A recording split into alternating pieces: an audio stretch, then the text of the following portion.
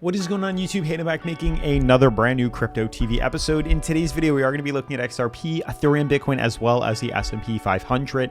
Specifically in today's video, obviously we need to talk about these cryptocurrencies, which are doing nothing but consolidating sideways as expected and anticipated over the past couple of days here. We're still waiting for something to happen here. The S&P has been blowing my mind day after day, shocking me day after day. We'll have to talk about that. I'd love for you guys to, help me understand and help me help you by, obviously publicizing some of your comments. If you do have any theories as to why we are starting to break through some major resistances on the S&P 500 that I was not expecting. Granted, we haven't closed this week to confirm that, but there could be a slight chance that that's actually what happens here. We're bouncing off bottom support right here. We're heading back up, hitting resistance. There is a bit of resistance at about 41.68, but we did reverse back down from here. So there's a good chance, I honestly think, that, we could break through this, which would be shocking. And there could be a couple weeks moving forward into this year where we, see some rallies to the upside and come back down. This is very possible. I'd be shocked if we start trading above there. Ideally, the most conservative route would be this way, but anything is possible right now. We did breach this downtrend here, and we did say this would be perfect buying opportunity, and we did take advantage of that. We are up quite a bit of money here, but things could go any which way. So it is a bit shocking. I'm a bit confused about the way the S&P decides to trade right now. Obviously, this is the daily right now. We could easily continue to reject off this and fall back down, which is kind of where my head's at. But we'll talk a little bit more about that in a second with you. With all that being said, definitely make sure to smash the like button, turn on post notifications, subscribe, and let's dive into today's episode. So guys, before we dive into the technical analysis, I just wanted to update you guys on my second channel here. As you guys know, I started my second channel to talk about things that I have a passion for besides cryptocurrency, which is finance, and now it is slowly turning into cars, which I also have a passion for. As you guys can see, not only have I believed I am catching on to I'm catching on to the algorithm of YouTube. 152,000 views, 25,000 views, 2.6K. We just posted that. We're doing very well in regards to the way of cracking the algorithm here, but I don't know if I've told you in the past on this channel, but I think I might want to start rebuilding cars and posting it. It would be a really cool series, and it's a great way to budget, get good values, and buy cars that probably I've never heard of in the past, and I'm sure a lot of you guys probably were not aware of, but it's a really cool process that I want to save for this channel here and talk about finance and budgeting and stuff like that. So it'll be a cool twist on what people are doing in regards to rebuilding cars. But make sure to check out the second channel. I just wanted to update you on that. I want to buy crash damaged cars, rebuild them, customize them, and show you the process, how much it costs, how much you can save, how much you can make from doing this process. So definitely stick around there. It's exciting. I'm looking forward to it. It's something that I'm gonna tackle it and jump on later on in this year. Now, moving forward, diving into today's video here, you can see yesterday we had some confusion, and honestly, I am confused. I think it's totally fine to admit that here. Some of you guys are calling me out. I'm not a wizard. I'm not a genius at figuring out the market. Nobody is a genius. This is predicting the future. Nobody is going to know with certainty how the markets are going to move in the future. If I was able to do that, I wouldn't be making YouTube videos, and I would have already bought a lotto ticket and won the Mega Millions that was over $1 billion or something like that. But unfortunately, we're not able to do that. So the best I can do is just give you guys my history and my thought on the markets here. I've been in this game making videos every single day for like 4 to 5 years now, since 2017, 18, 19, 20, 22, 23. Holy cow. 7 years now. That's actually insane now.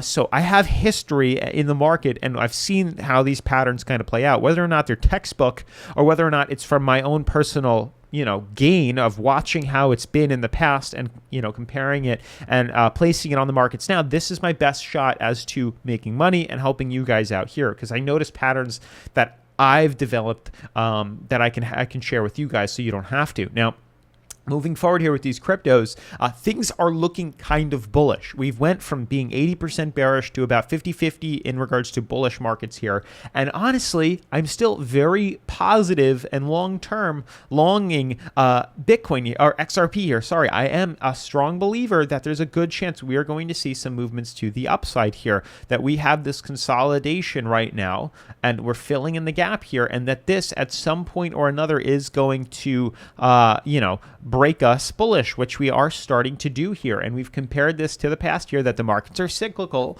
From the time that I've been in crypto, we have a bull market, we have a bear market, we have an uncertainty period, and that same thing can be taken and applied to what we're experiencing now, and the same exact thing is going to happen here. So we had the bull market, we had the bear market, now we're entering this uncertainty period, which I believe is going to see us slowly but surely towards the middle of this year rally us up to moving average here, if not even higher, up to 95 cents, which is exciting. And I do believe long term we are going to see that happen. And that's why I am bullish on XRP long term here. But in regards to short term plays, looking at Ethereum and Ethereum and Bitcoin here, that's going to be the interesting thing to talk about here. As I've said in the past, this is kind of like my bullish buying opportunity, which I'm now going to extend a little bit higher, which honestly doesn't look too bad, but you can clearly see it kind of makes a little more sense. We have wicks in the past. I originally had it on the candle. Now I moved it up to wicks in the past here, and then candles here. And you can see we're still inside the symmetrical triangle here. Maybe, and I did say in the past, maybe we buy in here.